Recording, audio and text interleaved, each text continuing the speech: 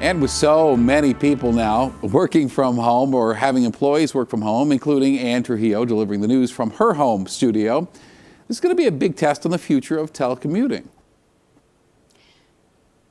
That's right. Denver 7's Megan Lopez takes a 360 look at the future of remote working, whether it's a positive or a negative for both businesses and workers. All around Denver, there's an eerie silence. Roads all over the city are becoming less traveled. More companies are relying on remote work to stay busy while their employees stay at home. But when the COVID-19 pandemic calms down, will people be able to just keep working from home? Let's go 360 on the future of telecommuting. Now, because this is a story about working remotely, we're putting this piece together from my apartment. Even we as journalists are being asked to work remotely, which has its advantages, but also its challenges. Now, in this 360, you're going to hear from a remote work company, a computer scientist, a finance professor, and a psychologist about the pros and cons of working from home.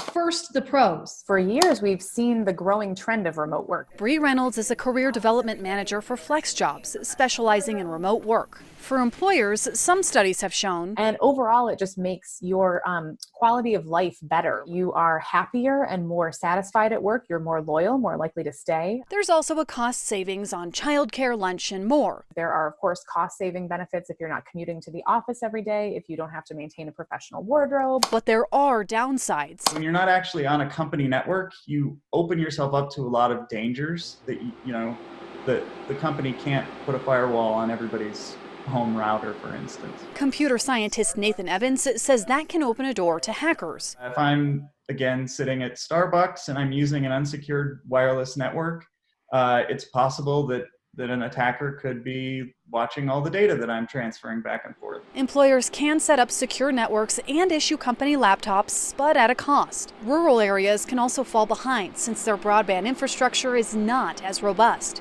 Back on the pro side, This is going to be an experiment to see how we can do. for DU finance professor Matt Klaus, there's a cost savings for employers. If you don't have to house all of your employees in a building, in offices, lots of savings can be made if you now have someone who can work at home. And oftentimes when you go remote, you also tend to go paperless because a lot of your communication is done digitally. Companies can also find candidates from a wider job pool and retain them for longer. There's also an environmental benefit. The more people that work remotely, the less air pollution there actually is because there's fewer cars on the road. And less wear and tear on infrastructure like roads and bridges. Since its quarantine, China has reported lower air pollution and Italy has seen cleaner waterways. But remote work can be lonely. The social isolation aspect is going to be hard on people.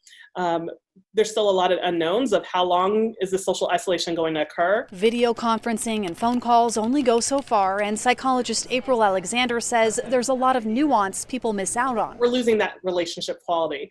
That's going to wear on people's mental health. There can also be a lot of distractions at home, from kids to pets to household chores. You have a lot of flexibility. So how do you stay on task without having a supervisor monitor you? And striking a work-life balance can be hard. When does work end and when do your other obligations at home begin? COVID-19 has forced more companies to work remotely than ever before. This temporary norm could serve as a model for the future or as a stark warning for employers. Working from home might not work for every business, but when the roads are silent like this,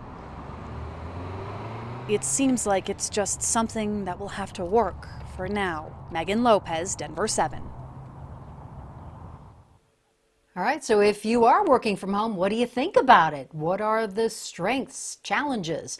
Well, I know I find it awfully quiet here at home. So let us know at 360 at thedenverchannel.com, or you can send a comment to the Denver 7 Facebook or Twitter pages.